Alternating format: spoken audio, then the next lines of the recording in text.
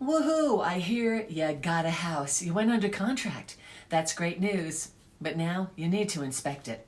So what can you expect from a home inspection? And more importantly, what are the 5 mistakes to avoid during your home inspection? So you're under contract to buy a house. It's very exciting, but you might have heard in the last few years people waiving their rights to a home inspection. They weren't doing them in order to get the house during those mad, crazy last few years with the bidding wars. Well, thank goodness those days are over. Yep, it's still a seller's market here in the Denver metro area, especially the suburban areas, but it's not as crazy as the last few years. It's becoming more normalized, which means the buyers and sellers are talking to each other. And one of the best ways to do that is within the contract during the home inspection. So your first mistake to avoid is to do a home inspection. Don't waive your right to this. What can you expect from a home inspection? Well, the home inspection is usually done during the inspection period of your contract.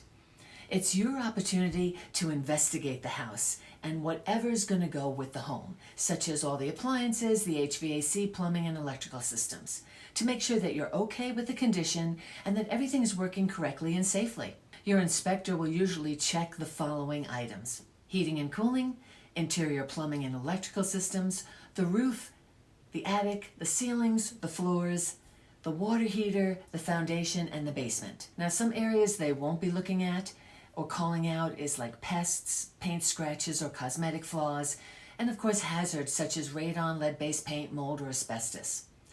So don't skip doing some of the extra inspections. These would be inspections of the sewer line, a radon test, septic and well of testing if those are with the property, since those are usually not part of your regular inspection. Now, most agents will advise you to have a home inspection. This is really your chance to do that deep dive into the property. And you do that simply by hiring the inspector. He'll come on out, check out the property from the roof all the way down to the basement. So the second mistake to avoid is to not show up for your inspection and not go around with the inspector. It's really interesting. In the last few years, I've seen this become very popular where buyers are not there during the inspection. In fact, half the time the buyer's agents aren't even at the inspection. The reality is you should be there. Your agent should be there, and the seller should not be there. This is your time in the home to investigate the property with your inspector and your realtor. I remember the days when my buyers would show up to the inspection with a flashlight and in some cases their own testing equipment. Now, that's going a little bit far. You really don't want to be trying to test along with the inspector, but this is an opportunity to follow the inspector around without getting in their way and ask a lot of questions so that you truly understand the workings of the house that you're buying. And I don't know an inspector that I use that isn't more than happy to have you come along so they can share the knowledge about the house with you, and you as a buyer then can really find out if there's something that you're worried about. This is a great time to bring it up, and the inspector can usually help you put that in perspective.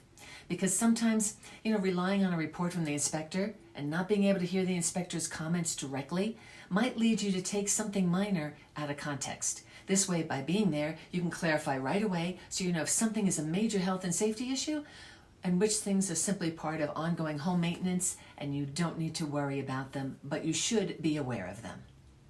Remember, the home inspection is really a chance for you to get to know this home that you have a contract on and get comfortable with it so that once you close, you'll know what you're getting. This is also your opportunity during this inspection period of your contract where you can object to something that you found. So let's say the furnace isn't operating correctly. You can ask the seller to have it repaired, fixed, or replaced if it's not functioning at all. This way, when you move into the home, everything's working the way you expect it to. At the same time, this is a great opportunity for you to take those measurements of the rooms and visualize where you're going to put your furniture.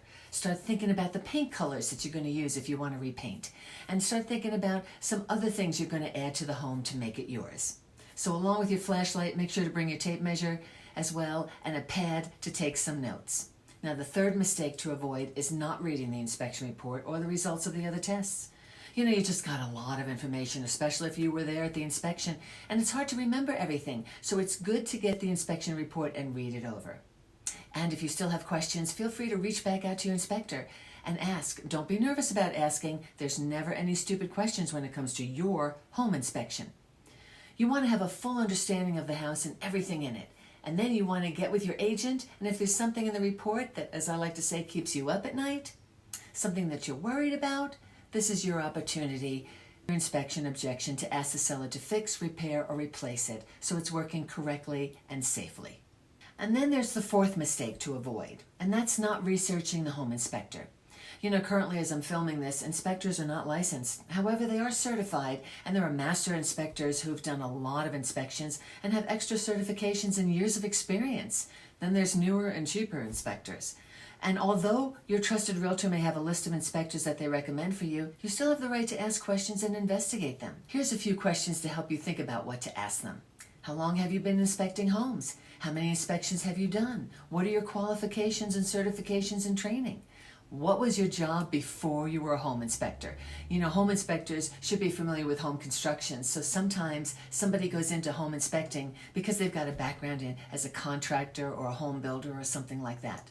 And then lastly, number 5, the mistake you want to avoid making is choosing the cheapest home inspector. Home inspections these days have gone up in cost because a lot of times tools and techniques that the inspectors are using to investigate the home that you're buying are a little more expensive. And there's a little more technology that they're using these days than there was before. And that equipment's a little more expensive. So it's tempting sometimes to go the cheapest route, especially when you're buying a home.